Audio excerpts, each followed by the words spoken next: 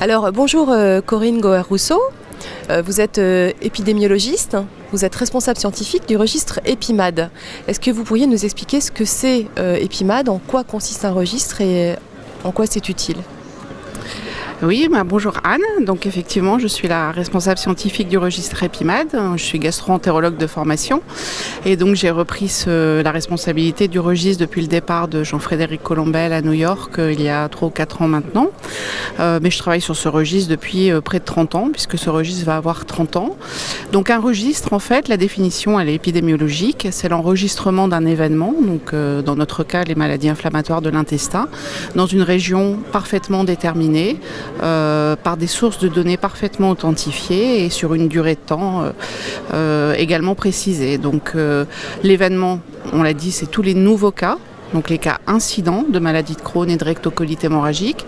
La région concernée, donc c'est 4 départements, le Nord, le Pas-de-Calais, la Somme et la Seine-Maritime, donc avec 3 centres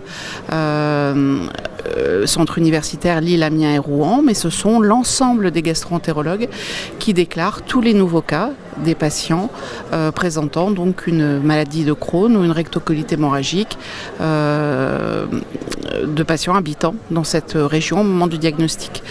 Donc on couvre à peu près 6 millions d'habitants.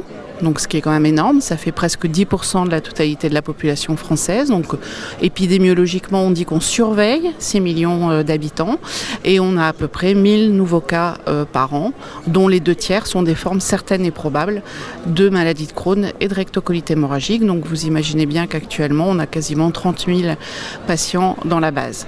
Donc le registre est reconnu par le ministère de la Santé français, par l'INSERM et l'INVS et il faut savoir qu'il n'y a que 40 registres reconnus en France, dont la moitié concerne le cancer et permettent la création de la base Francim. Et dans l'autre moitié, les 2 tiers concernent les maladies cardiovasculaires, donc les maladies comme les maladies inflammatoires de l'intestin, la sclérose en plaques, ont fait partie des rares cas de registres reconnus. Donc c'est un label qui est vraiment indispensable. Et donc il faut savoir que l'indicateur principal, c'est le nombre de nouveaux cas. L'existence depuis 30 ans nous permet d'avoir une force statistique très importante et d'étudier donc l'évolution de l'incidence. On peut imaginer par groupe d'âge, par région, voir si la probabilité de faire une maladie de Crohn est la même à Rouen et à Lille par exemple, ou au sein même d'un département s'il existe des cantons plus à risque. On peut étudier, extraire certaines cohortes et donc c'est le cas du registre. On suit les cohortes des 2 extrêmes d'âge, c'est-à-dire les enfants et moins de 17 ans donc au moment du diagnostic, et ils sont plus de 1500, et à l'opposé les gens de plus de 60 ans qui sont au nombre de 900 et qu'on suit aussi depuis 1988. Donc voilà, c'est un outil, ça n'est pas une étude, c'est un outil, il faut le voir comme ça, c'est un outil fabuleux.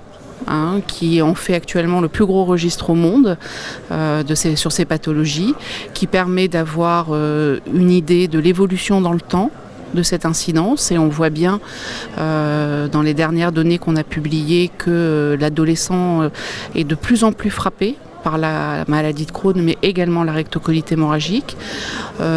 L'histoire naturelle de la maladie peut être étudiée donc par les cohortes, et on voit bien que ce ne sont pas du tout les mêmes maladies quand on débute à l'âge de 15 ans ou qu'on débute à l'âge de 70 ans, que les traitements ne sont pas les mêmes, que certains patients sont vraisemblablement sous-traités par méconnaissance ou par peur de certains effets secondaires, et ça permet tout simplement de savoir l'histoire des Mickey dans la vraie vie, la vraie histoire.